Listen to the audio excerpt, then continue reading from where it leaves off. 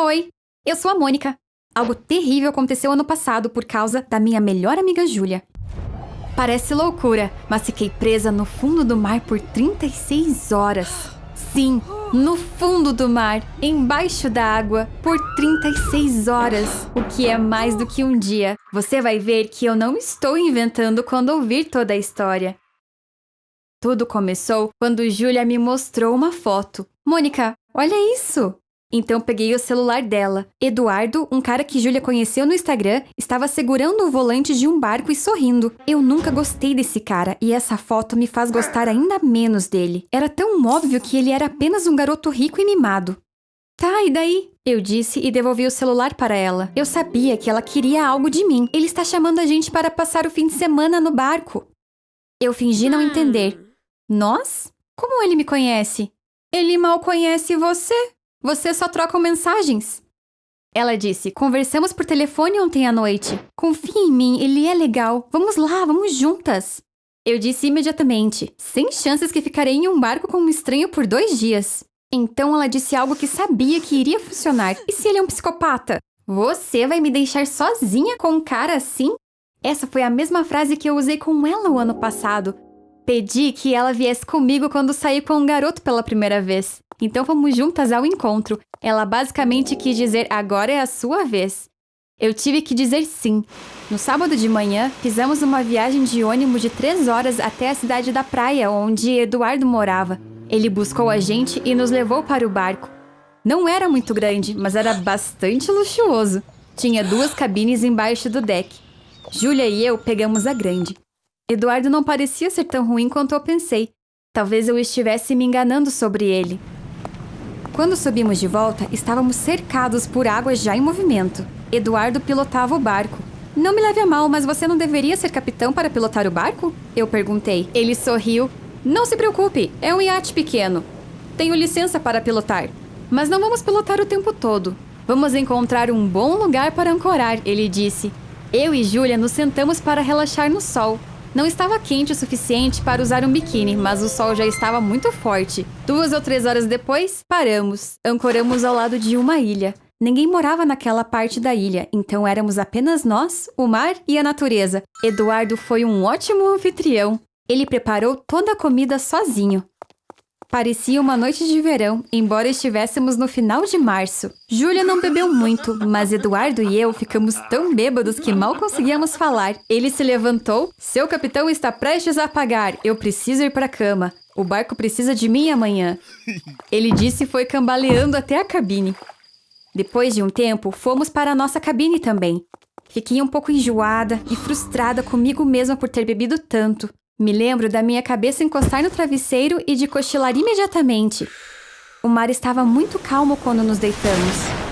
Não sei quando o tempo piorou e uma enorme tempestade começou, mas quando acordei, o iate balançava muito. Procurei por Júlia, mas ela não estava em sua cama. No começo, pensei que estivesse sonhando, mas era claro que eu não estava. Ouvi um barulho vindo de baixo, como se algo estivesse atingindo o barco. A cada batida, o barco subia e caía rapidamente.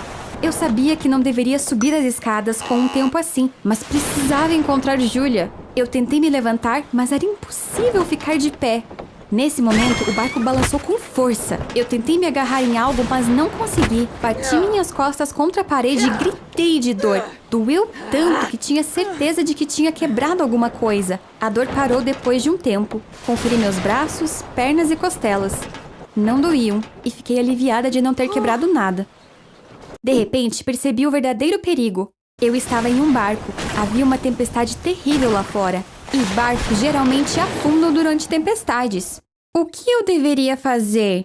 Eu deveria ficar aqui embaixo ou tentar subir as escadas? Eu pensava que a coisa certa a se fazer era sair, e foi quando o barco começou a balançar ainda mais. Parecia que o barco estava se movendo. Eduardo assumiu o controle do barco? Estávamos indo para algum lugar seguro? Eu estava tentando me acalmar quando ouvi um barulho muito alto. Percebi que o movimento era porque o barco estava à deriva e tínhamos colidido contra as rochas ao redor da ilha. Agora estava claro o que estava prestes a acontecer. O barco estava afundando. Consegui me levantar porque o barco já não balançava tanto. Eu estava tentando chegar à porta quando, de repente, ela se partiu e a água começou a invadir a cabine. Era disso que eu tinha medo. Estávamos afundando. A água entrava com tanta força que eu não conseguia passar por ela. Entrei no banheiro e fechei a porta. Peguei as toalhas do armário e as enfiei debaixo da porta, mas a água continuava entrando. Até então, eu havia conseguido manter a calma, mas agora eu tinha motivos suficientes para entrar em pânico. O barco havia atingido uma pedra durante a tempestade e afundava rapidamente. Eu estava presa dentro de um banheiro minúsculo. Pela primeira vez, pensei que poderia realmente morrer. Comecei a gritar para tirar esse pensamento da minha cabeça. Mônica, use o seu cérebro. Vamos! Você tem que encontrar uma maneira de sair daqui. Use o seu cérebro. O banheiro estava enchendo de água e já estava na altura dos meus joelhos. Eu subi na privada. Era impossível sair dali. A água iria encher esse banheiro minúsculo em breve. Não sei dizer quanto tempo havia se passado. Eu tinha aceitado o meu destino e estava apenas aguardando. A água estava agora no meu peito. Nesse momento, notei que o banheiro parecia estar se enchendo mais devagar. Será que era uma boa ideia tentar abrir a porta? Ou deveria esperar até o resgate chegar? Mas a água ainda subia, embora mais lentamente. Eu seria capaz de sobreviver até que alguém viesse me resgatar? Não havia garantia que alguém viria. Eu decidi fazer um pequeno experimento. Respirei fundo e mergulhei. Girei a maçaneta e empurrei, mas a porta não se mexeu. Tentei novamente e nada. Emergi quando eu fiquei sem fôlego. Obviamente, o barco tinha afundado. A porta não se abria porque a cabine provavelmente estava cheia de água. Eu ainda estava viva e não tinha desistido. Mas e a Júlia? Até aquele momento, eu não tinha chorado, mas comecei a chorar e não conseguia parar. Enquanto isso, a água tinha subido mais. Pior ainda, ao respirar fundo, enquanto chorava, percebia que o oxigênio estava acabando. Estava tão desesperada que não fazia ideia de quanto tempo tinha passado. A água agora estava no meu queixo. Eu estava com frio, com fome, sede, cansada e com muito sono. Por um momento pensei, deixa a água te levar e tudo vai acabar. Como estudante de medicina, eu sabia que era a hipotermia que me fazia pensar assim. Eu estava na água fria por muito tempo, então a temperatura do meu corpo caiu e continuava a cair.